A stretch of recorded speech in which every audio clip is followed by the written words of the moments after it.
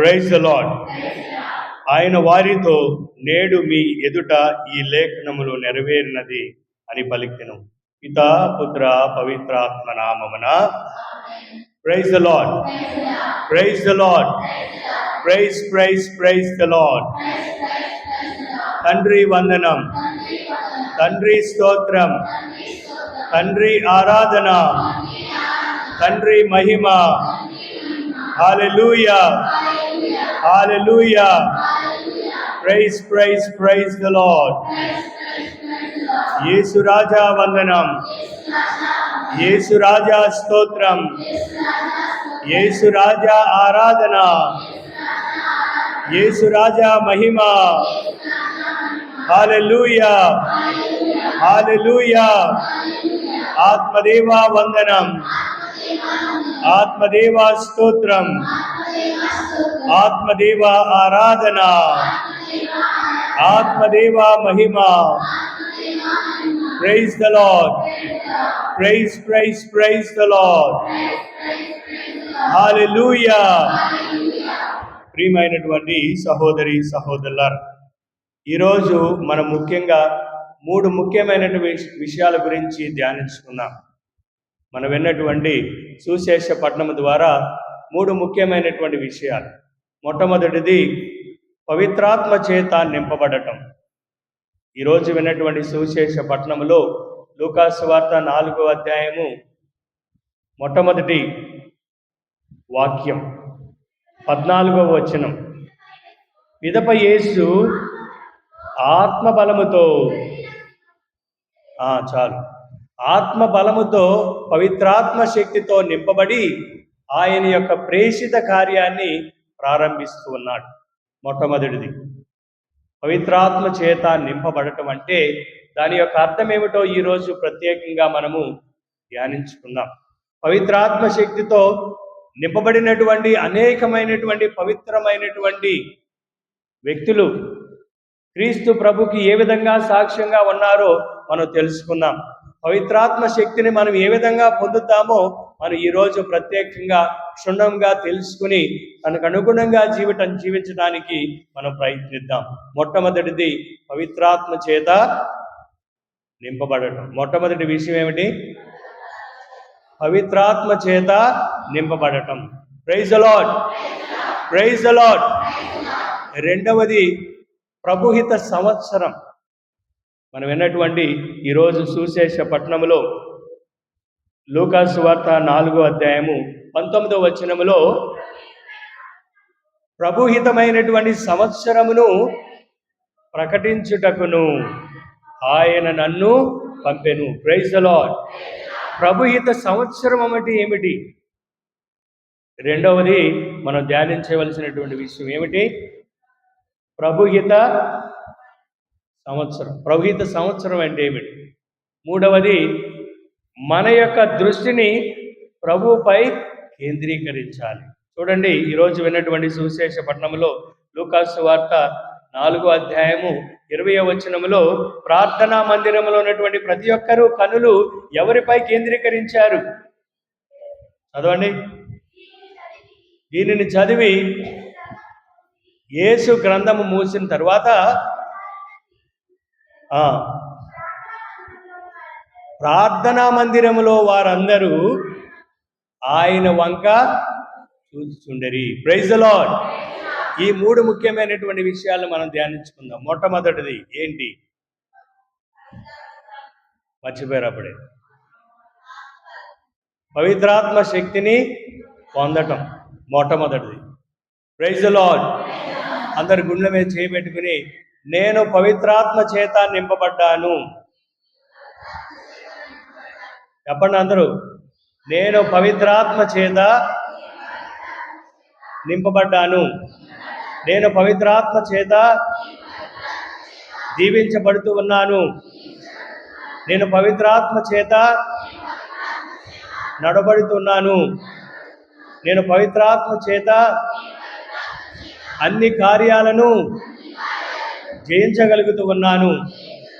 ఏ సమస్యనైనా సరే, ఏ బాధనైనా సరే, ఏ ఇబ్బందినైనా సరే పవిత్రాత్మ శక్తి చేత నేను జయించగలుగుతాను. Praise the lord, praise the Lord. మొట్టమొదటిది ప్రియమైనటువంటి సహోదరులారా, పవిత్రాత్మ శక్తి ద్వారా మనము నింపబడాలి, దీవించబడాలి, నింపబడాలి.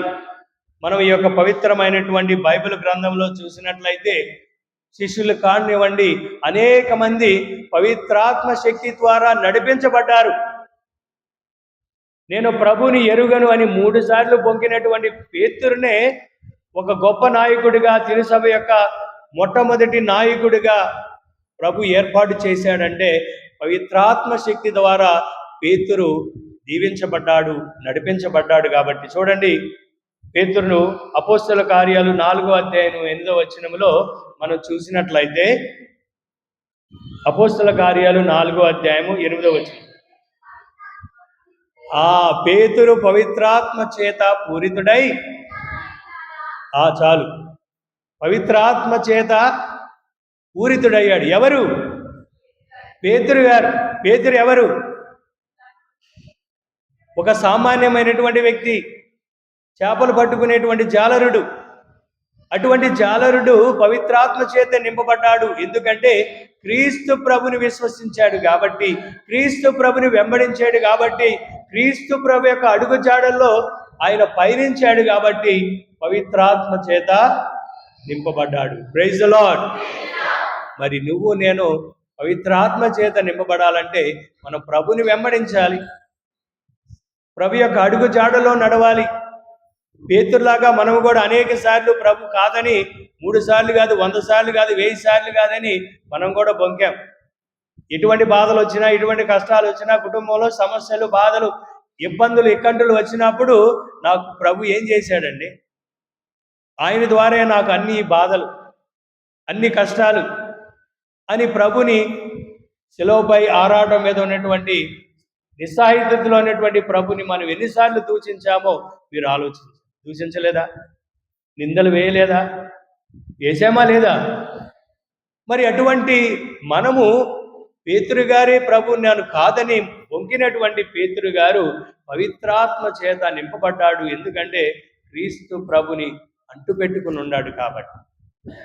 రెండవది, పునీత పౌలు గారు అపోస్తల కార్యాలు 13వ అధ్యాయము 9వ వచనంలో, అపోస్తల కార్యాలు 13వ అధ్యాయం 9వ వచనం, అప్పుడు పౌలు పవిత్రాత్మ చేత నిండినవాడై, చాలు, పౌలు గారు కూడా పవిత్రాత్మ శక్తితో నింపబడ్డాడు. సౌలు పౌలుగా మారినటువంటి వ్యక్తి మొట్టమొదటి కథోలిక సంఘాన్ని, మొట్టమొదటి క్రీస్తు సంఘాన్ని నాశనం చేయాలి, వారిని అట్టడుగున ధ్వంసం చేయాలి అని ఆలోచనతో వెళ్ళినటువంటి ఈ సౌలు గారు దమస్కస్ అనేటువంటి ప్రాంతంలో ఏ విధంగా పునరుత్థానమైనటువంటి క్రీస్తు ప్రభు ఒక వెలుగు ద్వారా ఆయనను ప్రకాశింపజేసి ఏ విధంగా పవిత్రాత్మ శక్తిని పొంది ఈనాడు పవిత్రులలో అనేకమైనటువంటి సంఘాలను నిర్మించినటువంటి గొప్ప పునీతుడు పునీత పౌలు గారు. మరి అటువంటి ఆయనను కూడా పవిత్రాత్మ శక్తితో నింపబడ్డాడు కాబట్టి ప్రభుకి నేను కాదు జీవించేది, నా ప్రభువే జీవిస్తూ ఉన్నాడు అని గొప్పగా అనేకమైనటువంటి వాక్యాలు పలికినటువంటి వ్యక్తి పునీత పౌలు గారు. ఆయన దీవించబడ్డాడు, పవిత్రాత్మ శక్తి చేత ఆయన నింపబడ్డాడు. అలాగా మనం చెప్పుకుని పోతే చాలామంది. అదేవిధంగా మొట్టమొదటి మరణాన్ని, ప్రేషిత మరణాన్ని అనుభవించినటువంటి వ్యక్తి స్టెఫాను గారు. ఆయన కూడా పవిత్రాత్మ చేత నింపబడ్డాడు. అపోస్తల కార్యాలు 7వ అధ్యాయము 55వ వచనంలో చూసినట్లయితే, ఆయనను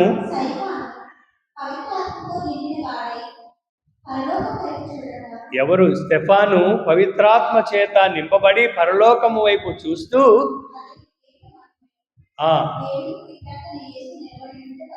యేసు పరలోకమున ఉండుటను ఆయన గమనించాడు. Praise the lord. Praise the lord.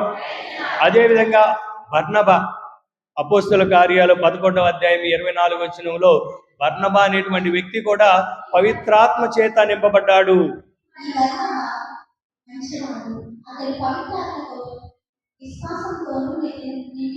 Praise the Lord. పవిత్రాత్మతోను విశ్వాసంతో నింపబడ్డాడు. ఎలిజబెత్ అమ్మ మరియ తల్లి సందర్శించగానే ఆమె పవిత్రాత్మ శక్తితో నింపబడి గర్భంలో ఉన్నటువంటి శిశువు ఆనందముతో గంతులు వేశారు. Praise the lord. అదేవిధంగా జకరయ్య పవిత్రాత్మ శక్తితో నింపబడ్డాడు. లూకాసు వార్త 1వ అధ్యాయము 67వ వచనంలో జకరయ్య పవిత్రాత్మ చేత నింపబడ్డాడు. జకరియా పవిత్రాత్మ పూరుడై చాలు. జకరియా కూడా పవిత్రాత్మ శక్తిని పొంది ఈ విధంగా దేవుని స్తుతించాడు, గణపరిచాడు, మహిమపరిచాడు. ఇంకా అనేక మంది శిష్యులు అందరూ భయభ్రాంతులతో రోమా చక్రవర్తులకు, రోమా ప్రభుత్వానికి, సైనికులకు భయపడుతున్నటువంటి ఈ మన పవిత్రమైనటువంటి ఈ శిష్యులు కూడా పవిత్రాత్మ శక్తి వారిపై వచ్చినప్పుడు వారిలో భయం దోళను పటాపంచలయ్యింది. చూడండి ప్రియమైనటువంటి సహోదరులారా, పవిత్రాత్మ శక్తిని పొందటం అంటే మనము క్రీస్తు ప్రభులా జీవించటం. మరి ఇటువంటి పవిత్రాత్మ శక్తి మనం పొందాలంటే మనం ఏం చేయాలంటే మొట్టమొదటిగా బాప్తిస్త యోహాను లాంటి మనసు కలిగి ఉండాలి. పునీత బాప్తిస్త యోహాను మనసు కలిగి ఉండాలి. ఆయన మనసు ఏ విధంగా ఉంది ఎవరైనా చెప్పగలరా? స్నాపకుడగు యోహాను ఒక వాక్యాన్ని చెప్పాడు, నేను ఆయన పాదరక్షాలను పట్టుకునడానికి కూడా యోగ్యుడని గాను. ఆయన హెచ్చించబడాలి, నేను తగ్గించబడాలి. చూడండి యోహాను సువార్త 30వ అధ్యాయము 3వ అధ్యాయము 30వ వచనం.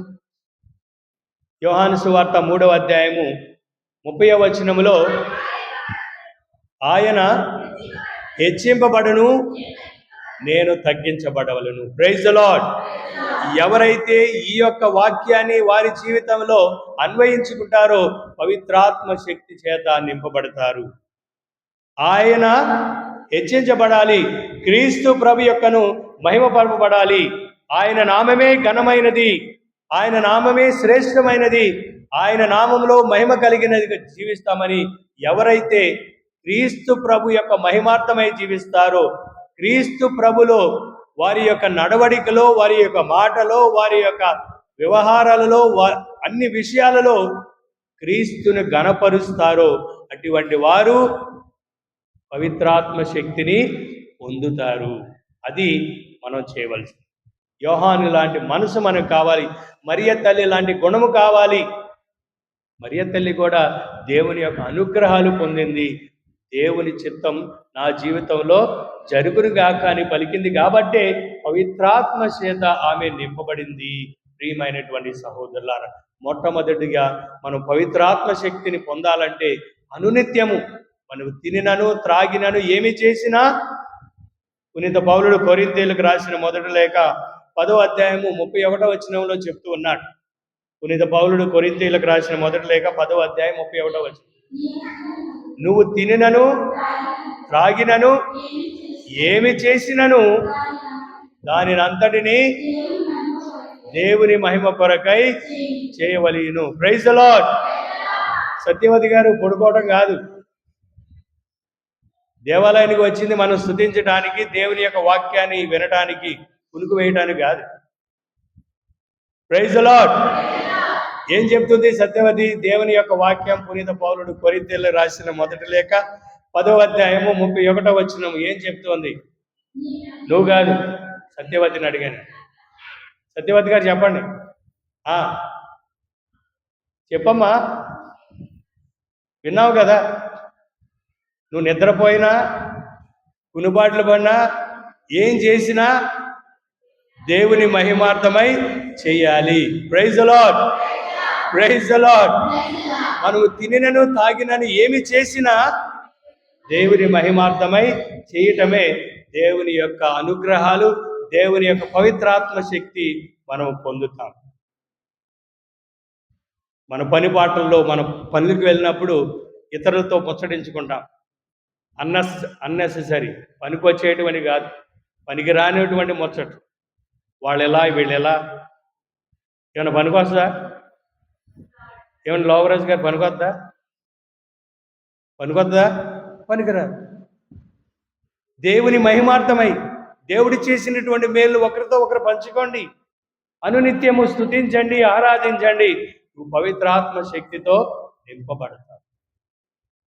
రెండవది, పునీత పౌలు లాంటి మనస్తత్వం ఉండాలి. పునీత పౌలుడు ఏం చెప్తున్నాడంటే, గలతీయులకు రాసిన లేఖ 2వ అధ్యాయము 20వ వచనములో పునీత పౌలుడు గలతీయులకు రాసిన లేఖ 2వ అధ్యాయము 20వ వచనం, కనుక ఇక జీవించుచున్నను నేను కాదు, క్రీస్తు నాయందే జీవించుచున్నాడు. Praise the Lord. మనం జీవించినది మనము కాదు, క్రీస్తే.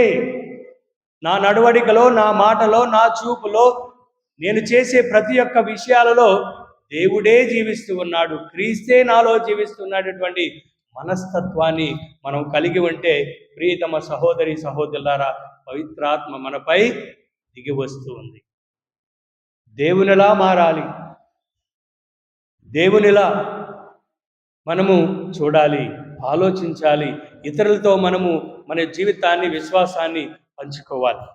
మూడవది, మన క్రొత్త జీవితాన్ని జీవించాలి.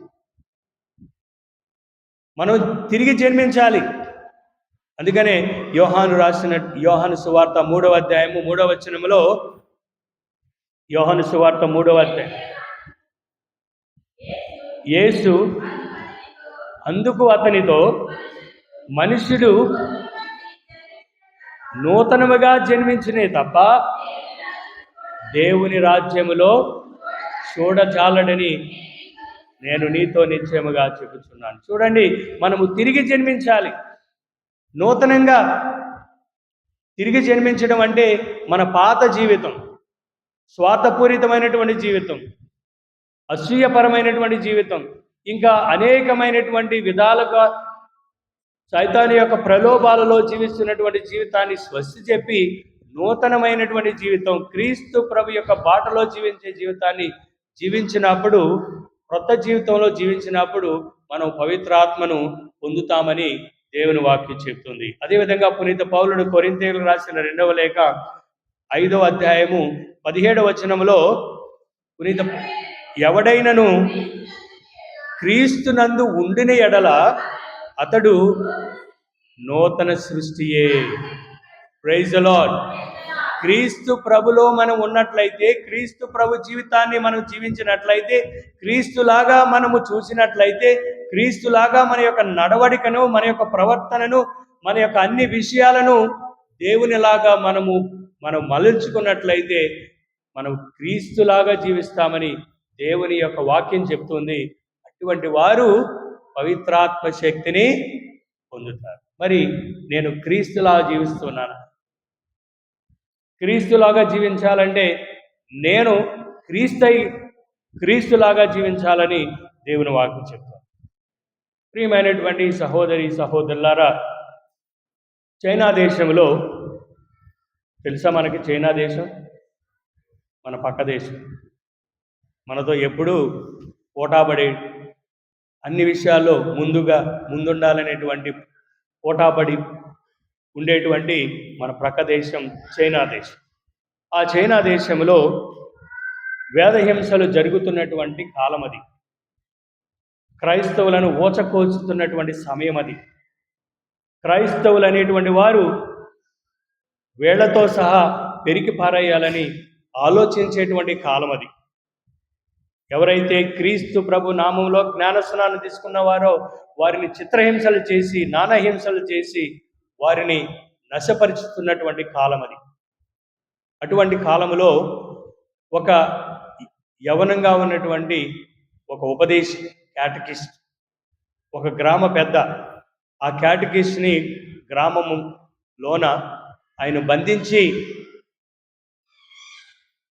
గ్రామ ప్రజలందరితో పాటు మధ్యలో ఈ గ్రామ పెద్ద అడుగుతూ ఉన్నాడు, నువ్వు క్రీస్తు ప్రభుని నువ్వు కాదని విస్మరించినట్లయితే నీకు నేనేం చేస్తానంటే కొన్ని వెండి నాణ్యాలు 3 మూటలు ఆయన ముందులు పెట్టాడు.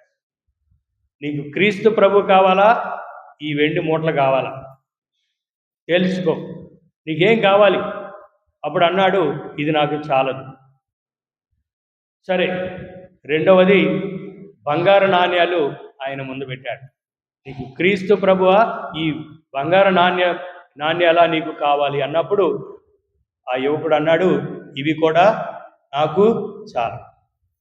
చివరిగా కొన్ని వజ్రాల మూటలను మొదలుపెట్టాడు.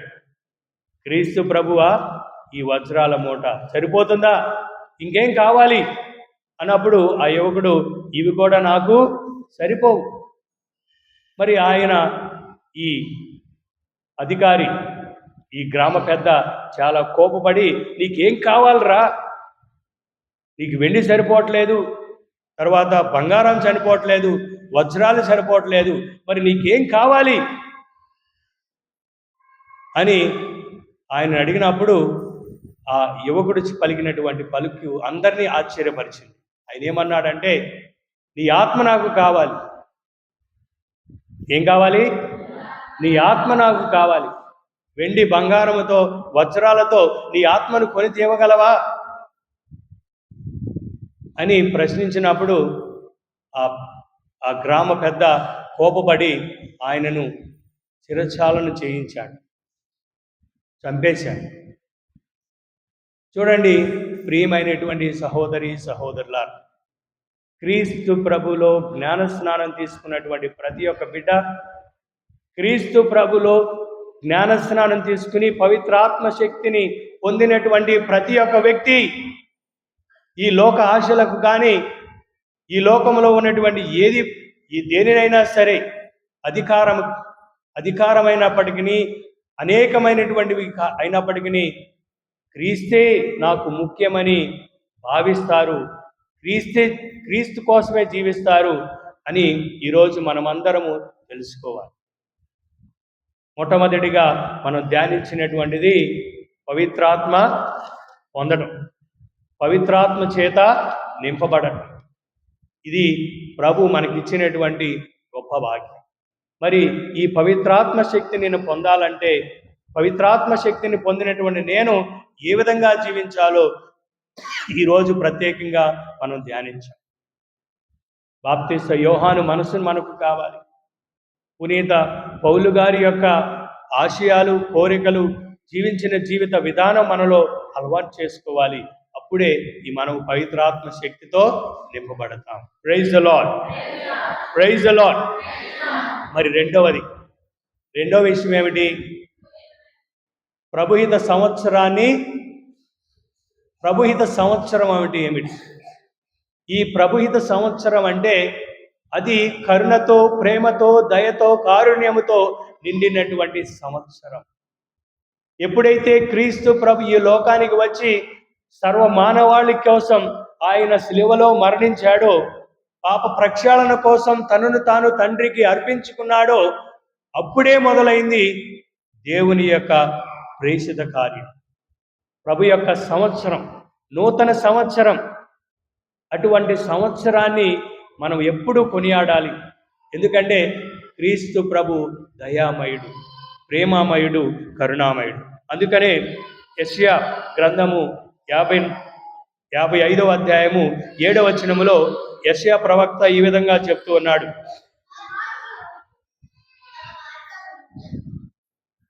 తన మార్గములను, యెషయా ప్రవక్త 55వ అధ్యాయము 7వ వచనములో, ప్రభు తన ప్రజలను ఓదారముగా, మెక్కుటముగా మన్నిస్తాడు. ప్రభు ప్రతి ఒక్కరిని ప్రేమపూరితముగా ఆయన మన్నించేటువంటి దేవుడు. ఆయనను, కరుణను, పాప ప్రక్షాళన మనం కావించుకోవాలంటే ప్రభు దగ్గరికి వచ్చి మనం విన్నవించుకోవాలి. ప్రభు కరుణామయుడు, దయామయుడు, మన పాపాలను క్షమించేటువంటి వాడే, నిజమే. కానీ అటువంటి పాప ప్రక్షాళన చేసుకోవడానికి మనం ఏం చేయాలి? ఏం చేయాలి? ప్రభు నన్ను క్షమిస్తాడు అని అనుకుంటే సరిపోతుందా? ఏం చేయాలి? ప్రభు మనకిచ్చినటువంటి గొప్ప ఆయుధం ఏమిటి? పాప సంగీతనం చేయాలి. ప్రభు సన్నిధానానికి వచ్చి మన పాపాలను ఒప్పుకోవాలి. అభిషక్తుడైనటువంటి గురువు సన్నిధిలో క్రీస్తు ప్రభు సాక్షాత్తుగా ఆయన క్రీస్తు ప్రభులాగా ఉన్నాడు కాబట్టి మనము మన యొక్క పాపాలని ఒప్పుకోవాలి. ఎవరి పాపాలైతే మీరు క్షమిస్తారో అవి క్షమించబడతాయి. మీరు ఎవరి పాపాలు క్షమించరో అవి క్షమించబడవని ప్రభు చెప్తూ ఉన్నాడు. మరి ప్రభు యొక్క కరుణను ప్రేమను మనం పొందాలంటే దానిని మనము కొనియాడాలి. పోయిన శుక్రవారం నేను ఈ పాప సంగీతం గురించి, దివ్య సంస్కారం గురించి నేను బోధించాను. అనేకమైనటువంటి విషయాలను నేను మీతో పంచుకున్నాను. కానీ ఎంతమంది ఈరోజు త్వరగా దేవాలయానికి వచ్చి మంచి పాప సంగీతం చేశారో చేతుల పైకెత్తండి. ఎంతమంది పాప సంగీతం చేసి 2 నెలల పైన అయిందో చేతుల పైకెత్తండి. ఎంతమంది పాప సంగీతం చేసి 2 నెలల పైన అయ్యింది? ఎవరు? అందరు చేశారా? నేను చెప్పేది అర్థమైందా? పాప సంగీతం చేసి 2 నెలలు దాటింది, చేతుల పైకెత్తండి. వెనకాళ్ళు అందరూ అసలు మీకు అర్థం అవ్వట్లేదా? నేను చెప్పింది వినపడిందా? పాప సంగీతం చేసి 2 నెలలు అయింది. నేను పాప సంగీతం చేసి 2 నెలలు అయింది. చేతుల పైకెత్తండి. దేవుని మీద నేను చెప్పేది కొంతమంది ఇస్తున్నారు అంటే అందరూ చేశారా పాప సంగీతం? ఇది మనం గమనించాలి, శ్రద్ధ చూపించాలి. పాప సంగీతం ఏదో నేను పాపం చేశానని కాదు. దివ్య సంస్కారం అంటే మనం కొనియాడాలి. ఎంత కొనియాడితే అన్ని దీవెనలు మనం పొందుతాం, అన్ని అనుగ్రహాలు పొందుతాం. చివరిగా మనం ధ్యానించవలసింది మన దృష్టి క్రీస్తు మీద నింపబడాలి. మనం ఎప్పుడు చూసినా దేవాలయానికి వచ్చినప్పుడు మన దృష్టి ఎవరి మీద ఉంటుంది? పక్కోళ్ళ మీద. ఎటువంటి శారీ కట్టుకొచ్చారు, ఎటువంటి బంగారం కట్టుకొచ్చారు, ఎలా వచ్చారు, ఏంటి, భాను ఫాదర్ ఏం చెప్తాడు? గురువుల కోసం కాదు మనకు వచ్చేది, మన పక్కళ్ళ వారి కోసం కాదు మనం వచ్చేది. మన శత్రువుల మీద కేంద్రీకరించొద్దు, నీ బాధలో నువ్వు కేంద్రీకరించొద్దు. అనేకమైనటువంటి సమస్యలు ఉన్నాయి, అనేకమైనటువంటి బాధలు ఉన్నాయి. కుటుంబ బాధ, ఆర్థికపరమైనటువంటి బాధ, అప్పుల బాధ, ఇంకా అనేకమైనటువంటి బాధలు ఉన్నాయి. అందరికీ ఉన్నాయి బాధలు. మరి అటువంటి బాధల మీద నువ్వు కేంద్రీకరించకుండా ఎవరిపై కేంద్రీకరించాలి? యేసయ్యపై మీరు కేంద్రీకరించండి. ఈ దివ్యబలి పూజలో మీరు క్రీస్తు ప్రభు శరీర రక్తాలను భుజించడానికి దానిపై మనం కేంద్రీకరించాలి. తప్పనిసరిగా నీ యొక్క శ్రమలైనా నీ యొక్క బాధలైనా తొలగించబడతాయి. ప్రియమైనటువంటి సహోదరులారా, మనం ఎప్పుడు చూసినా మన బాధల గురించే మనం ఆలోచిస్తాము, కానీ ఆ బాధను తొలగించేటువంటి యేసయ్యపై మనం కేంద్రీకరించాలి. అది మనం చేసేటువంటి గొప్ప తప్పు. ఎప్పుడు చూసినా మన బాధల గురించి మన గురించే మనం కేంద్రీకరిస్తాం, కానీ బాధలు తొలగించేటువంటి ప్రేమామయుడు, కరుణామయుడు, దయామయుడైనటువంటి యేసయ్యపై మనం కేంద్రీకరించాలి. తద్వారా ప్రియమైనటువంటి సహోదరులారా, హెబ్రీలకు రాసిన లేఖ 12వ అధ్యాయము 2వ వచనంలో దేవుని వాక్యం చెప్తూ ఉంది. హెబ్రీలకు రాసిన లేఖ 12వ అధ్యాయము 2వ వచనం, మన విశ్వాసమునకు కారకుడు పరిపూర్ణతను అయిన ఆ యేసుపై మన దృష్టిని నింపుదము. Praise the Lord. ఎవరిపై మన దృష్టిని నింపాలి? ఎవరిపై మన బాధలను మోపాలి? ఎవరి గురించి ఆలోచించాలి? ఎవరికి మన యొక్క విన్నపాలను విన్నవించుకోవాలి? యేసే. ఆయనకు విన్నవించండి, ఆయనపై దృష్టి ఖర్చండి. తప్పనిసరిగా మనలో ఉన్నటువంటి అనేకమైనటువంటి బాధలు, కష్టాలు తొలగిపోతాయి. ప్రియమైనటువంటి సహోదరులారా, మన దృష్టి అంతా ఎప్పుడు, మనం సమయాన్ని అంతా ఎప్పుడు మన రాజకీయ నేతల మీద, రాజకీయాల మీద కేంద్రీకరిస్తారు. మన ఇరుగు పొరుగు వారిపై కేంద్రీకరిస్తారు. మన ఇరుగు పొరుగు వారు బిడ్డలు బాగా చదువుకుంటే వారిపై మనం కేంద్రీకరిస్తాం. దానివల్ల ఉపయోగం ఏముందమ్మా? నీ కుటుంబం గురించి, నీ బిడ్డల గురించి, నీ గురించి, నువ్వు విశ్వసించేటువంటి యేసయ్య గురించి నువ్వు ఆలోచించు. నీ దృష్టిని మలర్చు. తప్పనిసరిగా మన జీవితంలో అనేకమైనటువంటి మేలు పొందుతాం. యెషయా గ్రంథము 26వ అధ్యాయము 3వ వచనంలో యెషయా ప్రవక్త ఈ విధంగా చెప్తూ ఉన్నాడు. ప్రభు స్థిర మనసుతో నిన్ను నమ్ము వారికి నేను పరిపూర్ణమైన మనశ్శాంతిని ఆయన దయచేస్తాను. ఎవరైతే విశ్వాసముతో, నమ్మకముతో ఆయనపై కేంద్రీకరించి దృష్టిని మరలిస్తారో అటువంటి వారికి సంపూర్ణమైనటువంటి శాంతిని, దయను, ప్రేమను ప్రసాదిస్తాడు మన యేసయ్య. Praise the lord. మరి అటువంటి మనసులతో మనం ఎవరిపై కేంద్రీకరిద్దాం? మన మనస్సులను, మన యొక్క విన్నపాలను, మన యొక్క దృష్టిని ఎవరిపై కేంద్రీకరిద్దాం? యేసయ్యపై కేంద్రీకరించండి. మన జీవితాన్ని ధన్యం చేసుకుందాం. పితా, పుత్ర, పవిత్ర ఆత్మ నామమున. దయచేసి అందరూ నిలబడి విశ్వాస సంగ్రహం వేడుకుందాం. పరలోకమును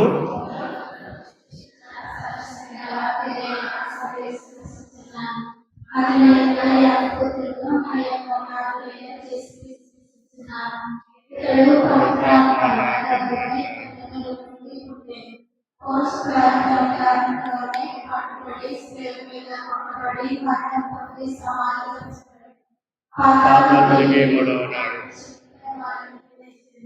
పరలోకమునకే సర్వశక్తులైన